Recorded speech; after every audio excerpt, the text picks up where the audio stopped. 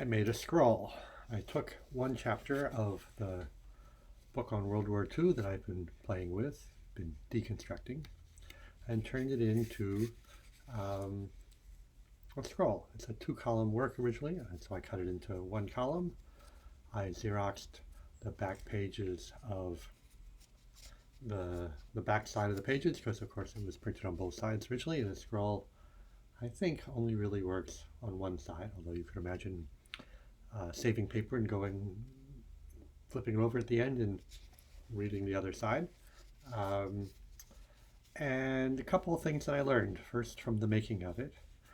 Um, Not that hard. My guess is that you'd have to be a little bit more careful if you were doing this in a serious way, in that you'd really want to make sure that it lined up really well.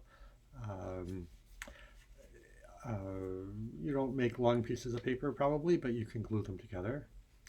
I took two dowels took a dowel and cut it into two pieces to and fasten some wooden bolts I had on the end to um, make it look more like a scroll sort of thing. And you can read it quite easily. Basically, you just, it's actually sort of a pleasant experience. You move it from place to place. You roll up one, you roll down the other, or it would really get out of control pretty quickly. Um, it's a it's easy to focus. In fact, easier than a book in some ways. You don't It's because you can't jump ahead because there's a single column.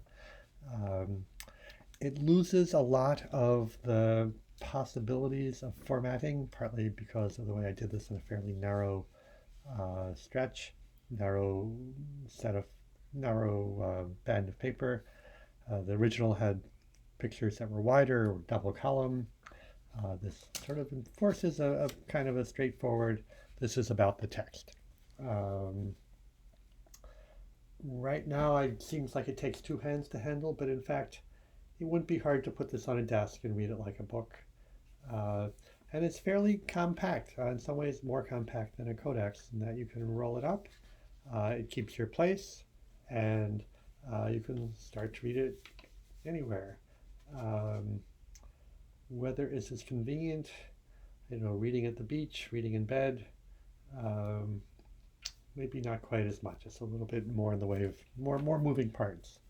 But overall, surprisingly pleasant, focused reading experience that really you can see why the scroll lasted such a long time.